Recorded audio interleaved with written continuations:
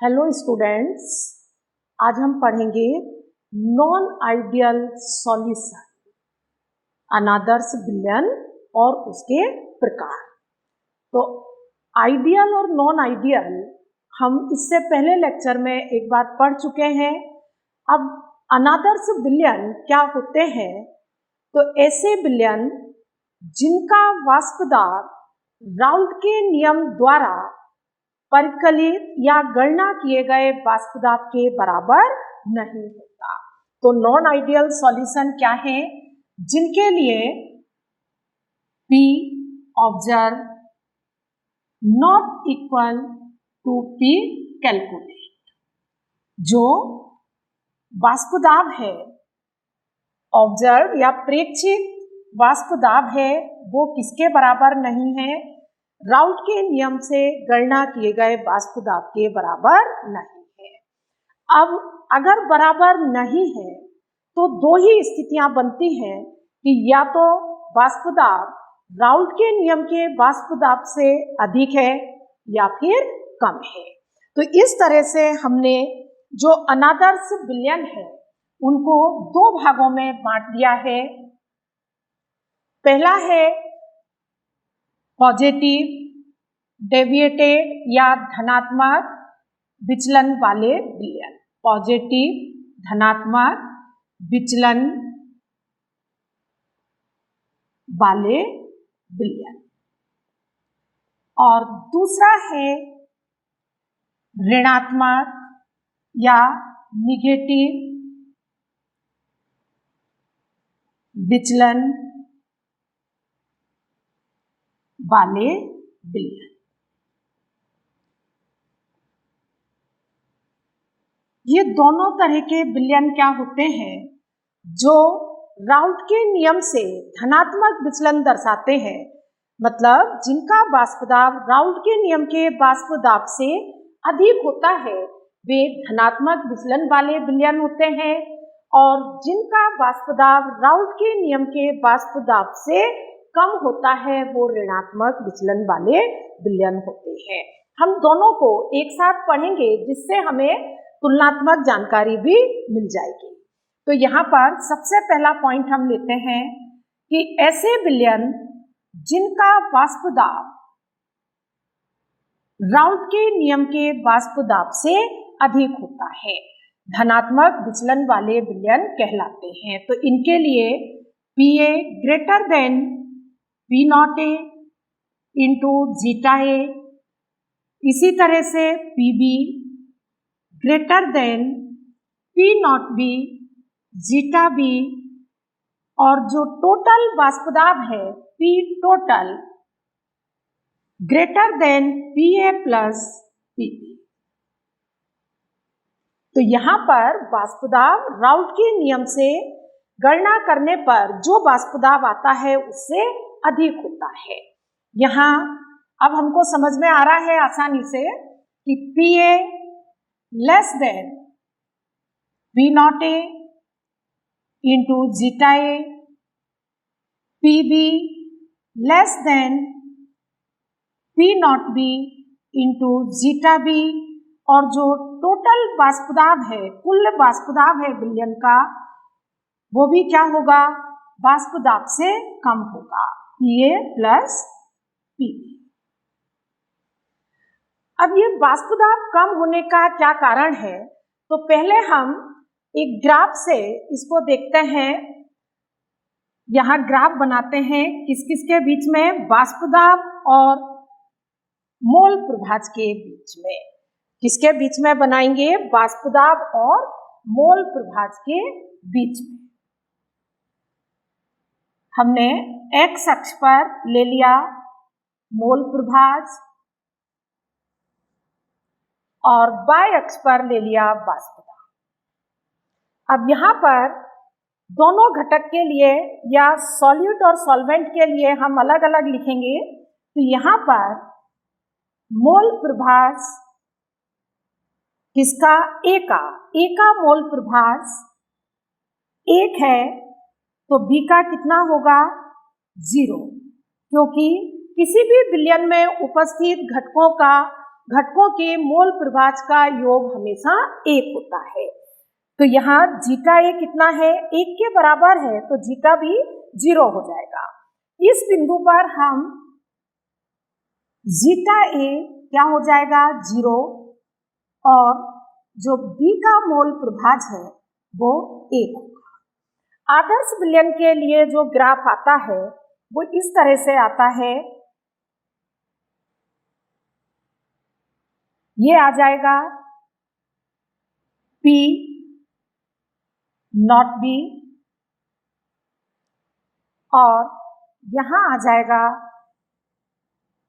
P not A, और यदि हम इसको मिला दें तो ये टोटल आ जाएगा P टोटल, ये बराबर होगा PA प्लस P। ये आदर्श विलयन के लिए ग्राफ होता है। अब इसको हमें किस तरह से बताना है कि धनात्मक विचलन हो रहा है, मतलब वाष्प दाब जो है वो राउल्ट के नियम से परिकलित वाष्प दाब से अधिक है। तो यहाँ पर इसका मान भी क्या होगा, ज्यादा होगा, PA भी क्या होगा, ज्यादा होगा, PB का मान भी क्या हो जाएगा, जो आदर्श विलयन का वाष्प दाब होता है उससे अधिक होगा, ऊपर की ओर जाएगा, और P टोटल भी क्या हो जाएगा, ज्यादा हो जाएगा। तो ये ग्राफ किसके लिए है, धनात्मक विचलन वाले विलयन के लिए, जिसमें वाष्प दाब राउल्ट के नियम के वाष्प दाब से अधिक होता है। अगर हम ऋणात्मक विचलन वाले विलयन के लिए ग्राफ बनाएं, किसके बीच में, वाष्प दाब और मोल प्रभाज के बीच में, तो यहाँ पर जो वाष्प दाब आएगा वो बिल्कुल आदर्श विलयन के लिए बनाएंगे। पहले जीटा ए बराबर 1 और जीटा बी इक्वल 0। इस बिंदु पर इसका ए का मोल प्रभाज 1 और बी का 0। इस बिंदु पर ए का मोल प्रभाज 0 और बी का मोल प्रभाज 1। ये एक्स अक्ष पर हम क्या ले रहे हैं, मोल प्रभाज, और वाई अक्ष पर वेपर प्रेशर। अब यहाँ पर जो ग्राफ आएगा पहले आदर्श विलयन के लिए बनाएंगे। तो आदर्श विलयन के लिए ये P नॉट B किसके लिए, प्योर सब्सटेंस के लिए या प्योर लिक्विड के लिए, और ये P नॉट A, और ये आ जाएगा टोटल P टोटल बराबर PA प्लस P। यहाँ पर वाष्प दाब क्या होगा, राउल्ट के नियम के वाष्प दाब से कम होता है। तो कम होता है इसका मतलब है ये राउल्ट के नियम से परिकलित आदर्श विलयन के लिए वाष्प दाब है। यहाँ पर वाष्प दाब क्या हो जाएगा, कम हो जाएगा। तो ये इस तरह से कुल वाष्प दाब भी कम हो जाएगा, और दोनों घटकों का सॉल्यूट और सॉल्वेंट दोनों घटकों का वाष्प दाब भी कम होता है।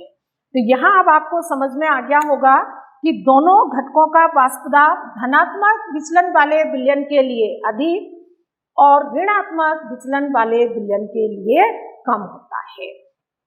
अब इसका कारण क्या होता है, तो अब हम आगे देखते हैं दूसरा पॉइंट।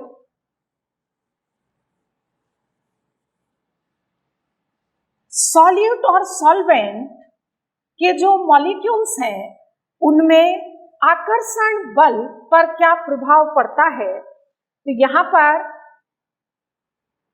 धनात्मक विचलन वाले विलयन में ए इंटरैक्शन या ए और ए के बीच आकर्षण बल, बी और बी के बीच आकर्षण बल की तुलना में क्या होता है, ए और बी के बीच आकर्षण बल कम हो जाता है।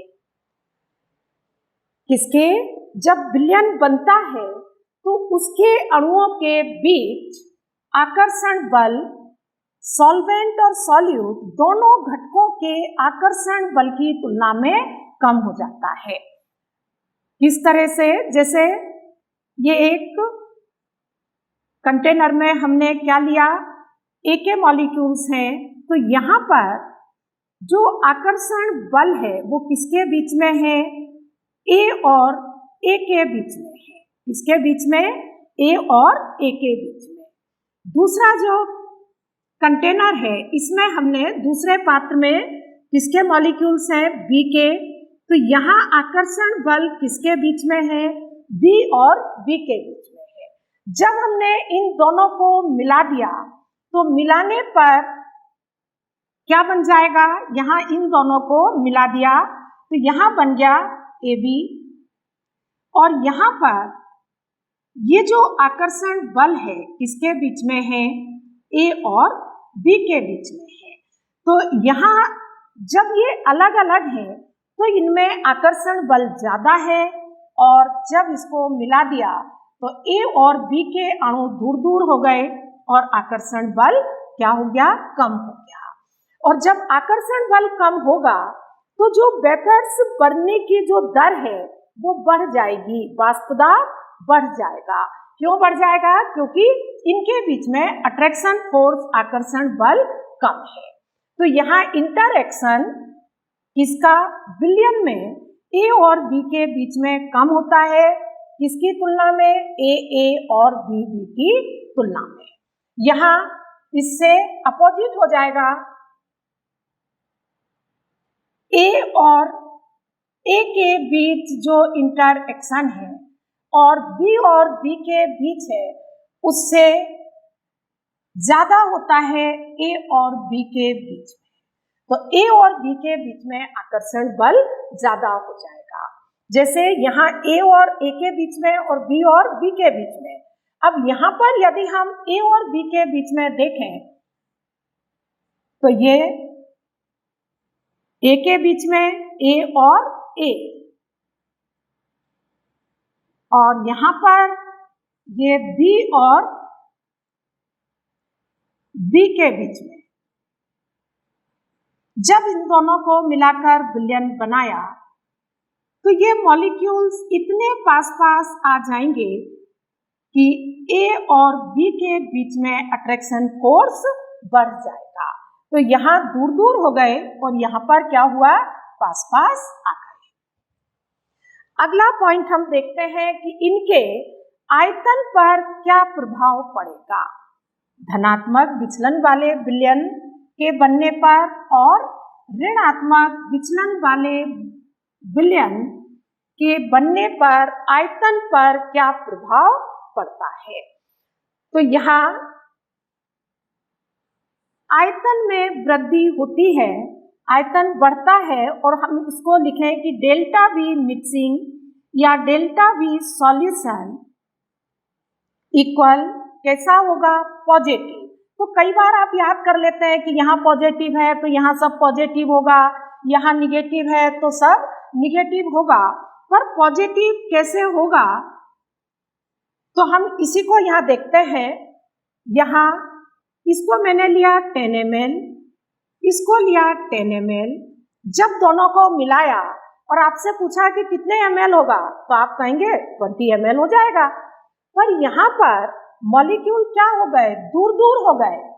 यहाँ पर मॉलिक्यूल्स जो थे सॉल्वेंट और सॉल्यूट के जब मॉलिक्यूल्स अलग अलग थे तो पास पास थे, यहाँ क्या हुआ, दूर दूर हो गए। दूर दूर हो गए तो यहाँ टोटल जो आयतन आ रहा है वो 20 ml आ रहा है, और यहाँ मान लो 25 ml हो गया। क्यों हो गया 25 ml, क्योंकि यहाँ पर जो मॉलिक्यूल है वो दूर दूर हो गए और उनने ज्यादा स्पेस कवर कर लिया, ज्यादा जगह घेर ली, तो आयतन हो गया 25 ml। तो आयतन में क्या हुई, वृद्धि हुई। तो हम यहाँ लिखते हैं डेल्टा वी मिक्सिंग पॉजिटिव। यहाँ पर हम लिखते हैं डेल्टा वी ऋणात्मक विचलन वाले विलयन में डेल्टा वी मिक्सिंग निगेटिव। तो निगेटिव या आयतन में कमी होती है। यहां आप इस तरह से लिख सकते हैं, आयतन में क्या होती है, वृद्धि होती है, इंक्रीज हो जाता है। यहाँ पर आयतन में क्या हो रही है, कमी हो रही है, आयतन कम हो रहा है, आयतन में कमी। अब आयतन में कमी किस तरह से होगी, यहाँ भी हमने 10 ml लिया और यहाँ भी हमने कितना लिया, 10 ml लिया, और यहाँ पर अब जो मॉलिक्यूल है वो पास पास आ गए, पास पास आ गए तो कम जगह घेरेंगे, कम जगह घेरेंगे, मान लो आयतन हो गया 18 ml, तो आयतन क्या हो गया, कम हो गया। क्यों हो गया, क्योंकि जैसे आकर्षण बल बढ़ता है तो अणु पास पास आ जाते हैं, और पास पास आ जाते हैं तो आयतन कम हो जाता है। अगला पॉइंट हम देखते हैं कि इसमें एंथैल्पी परिवर्तन पर क्या प्रभाव पड़ता है। तो यहाँ delta H mixing, delta H mixing या डेल्टा एच सॉल्यूशन पॉजिटिव, और उसे हम इस तरह से लिखते हैं कि हीट एब्जॉर्ब होती है, ऊष्मा का अवशोषण होता है। क्या होता है, ऊष्मा का अवशोषण होता है। तो ऊष्मा का अवशोषण कैसे होता है, यहाँ पर हमने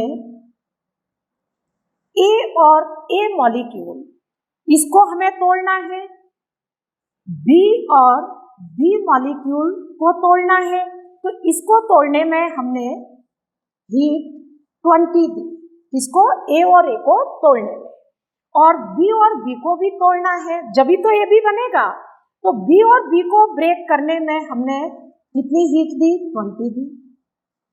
इन दोनों से यहाँ इन दोनों को जब मिलाया तो यहाँ पर क्या हुआ, 2AB बना। क्या बना, 2AB।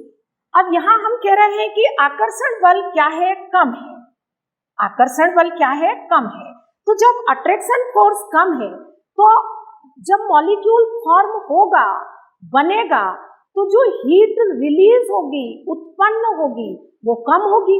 तो यहाँ इसके बीच में अट्रैक्शन फोर्स कम हो गया, और जो हीट इसके बनने पर उत्पन्न हुई वो क्या हुई, अगर हम मान लें कि पर मॉलिक्यूल, ये 2 मॉलिक्यूल बन रहे हैं, और यहाँ पर एक मॉलिक्यूल के बनने पर मान लो यहाँ पर 18, उसको कोई भी यूनिट लिख सकते हैं, जूल, कैलोरी, जो भी लिखना चाहे, तो 18 क्या हुई, उत्पन्न हुई। तो यहाँ टोटल कितनी हुई, 36, और यहाँ पर 40। हमने खर्च कितनी की, 40 जूल हमने खर्च कर दी, किसमें, ए और बी के मॉलिक्यूल को तोड़ने में, और हमें मिली कितनी, 36 जूल। तो यहाँ पर जो हीट उत्पन्न हुई वो कम हुई। तो इसका मतलब क्या हुआ कि धनात्मक विचलन वाले विलयन जब बनते हैं तो ऊष्मा का अवशोषण होता है, क्योंकि हमने ज्यादा ऊष्मा इनको दी है, किसकी तुलना में, जो उत्पन्न हुई है उसकी तुलना में। तो डेल्टा एच मिक्सिंग क्या होगा, पॉजिटिव होगा। अब यहाँ हम लिखते हैं कि डेल्टा एच मिक्सिंग कैसा है, निगेटिव है, और निगेटिव है मतलब ऊष्मा का उत्सर्जन होता है। क्या होता है, ऊष्मा उत्सर्जित होती है। तो ऊष्मा का उत्सर्जन कैसे होगा, इसी को हम यहाँ लेकर आते हैं। हमने ए और ए, इसको तोड़ने में कितनी, 20 जूल ऊष्मा हमने क्या दी, इसको दी, यानी इसने अवशोषित की। और यहाँ पर बी और बी को तोड़ने में भी हमने कितनी, 20 दी। अब यहाँ पर जितना आकर्षण बल ज्यादा होता है किसके, मॉलिक्यूल के बनने में, उतनी ज्यादा ऊष्मा उत्पन्न होती है। तो यहाँ AB में जो अट्रैक्शन फोर्स है वो ए और बी की तुलना में ज़्यादा है। तो यहाँ पर क्या बनेगा 2AB, और 2AB बनेगा तो मान लो यहाँ पर मॉलिक्यूल, एक मॉलिक्यूल के बनने में कितनी 22 जूल ऊष्मा उत्सर्जित हुई। तो यहाँ हमने दी कितनी 40, और यहाँ हमको कितनी मिली 44 मिली। तो ऊष्मा का क्या हुआ, उत्सर्जन हुआ। अब हम अगर दोनों का डिफरेंस देखें तो कितना आएगा, -4 जो है वो इतनी हीट हमें मिल गई है। तो यहाँ पर ऊष्मा का उत्सर्जन होता है ऋणात्मक विचलन वाले विलयन के बनने में, और धनात्मक विचलन वाले विलयन के बनने में ऊष्मा का अपशोषण होता है। तो इस तरह से ये धनात्मक विचलन वाले विलयन और ऋणात्मक विचलन वाले विलयन में अंतर हो गया। यहाँ पर हम दोनों के एग्जाम्पल देखेंगे। धनात्मक विचलन वाले विलयन, इनमें जब हम सॉल्यूट और सॉल्वेंट को मिलाते हैं तो जो आकर्षण बल है वो कम हो जाता है। विलयन के बनने पर आकर्षण बल क्या हो जाता है, कम, और ऋणात्मक विचलन वाले विलयन के बनने पर आकर्षण बल बढ़ जाता है। तो यहाँ पहले एग्जाम्पल देखें। धनात्मक में C2H5OH प्लस H2O, दोनों में हाइड्रोजन बॉन्ड होता है, और जब दोनों को मिलाते हैं दोनों में अलग अलग भी हाइड्रोजन बॉन्डिंग है। C2H5OH के अणुओं में भी हाइड्रोजन बॉन्डिंग है और H2O के अणुओं में भी हाइड्रोजन बॉन्डिंग है। जब दोनों को मिलाते हैं तो इन दोनों के अणुओं के बीच भी हाइड्रोजन बंध बनता है, पर जब समान अणुओं के बीच हाइड्रोजन बंध रहता है तो वो स्ट्रॉन्ग होता है, और जब दो अलग अलग अणुओं के बीच, अलग अलग प्रकार के अणुओं के बीच हाइड्रोजन बंध बनता है, वो समान अणुओं के बीच बनने वाले बंध की तुलना में दुर्बल होता है। तो यहाँ पर आकर्षण बल कम हो जाता है। दूसरा उदाहरण देखेंगे। CH3OH plus H2O, C2H5OH plus normal hexane C6H14। अब यहाँ पर ये इसमें हाइड्रोजन बॉन्डिंग नहीं है, तो ये क्या करेगा, इथाइल अल्कोहल के अणुओं के बीच जो हाइड्रोजन बॉन्डिंग है उसके बीच में आ जाएगा और आकर्षण बल को कम कर देगा। इसी तरह से C2H5OH plus cyclohexane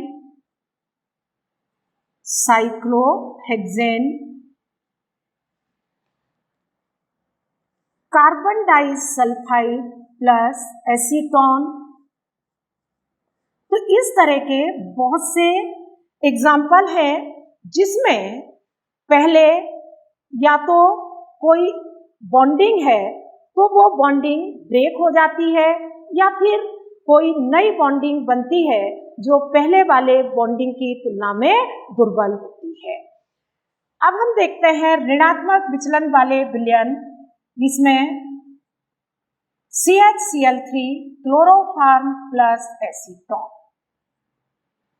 CH3COCH3।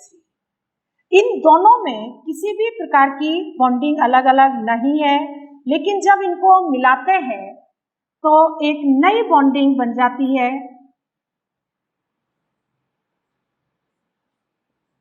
Chloroform CHCl3 acetone, और इनके बीच में क्या बन जाती है, हाइड्रोजन बॉन्डिंग, और इस हाइड्रोजन बॉन्डिंग के कारण आकर्षण बल बढ़ जाता है। तो यहाँ पर जो विलयन के अणुओं के बीच इंटरैक्शन होता है या आकर्षण बल होता है वो अधिक हो जाता है। दूसरे एग्जाम्पल हैं एसिड जितने भी एसिड हैं उनका एक्वस सॉल्यूशन धनात्मक विचलन वाले विलयन के अंतर्गत आता है। HCl plus H2O, HNO3 plus H2O, formic acid plus H2O, acetic acid plus H2O। तो यहाँ पे आप थोड़ा इस तरह से भी ध्यान रख सकते हैं कि यदि एल्कोहल है या कार्बन डाइसल्फाइड है तो वो किसके अंतर्गत आएगा, धनात्मक विचलन वाले विलयन के अंतर्गत, और यदि एसिड है तो किसके अंतर्गत आएंगे, ऋणात्मक विचलन वाले विलयन के अंतर्गत आते हैं। तो ये हुए अनादर्श विलयन के प्रकार। Thank you for watching the video.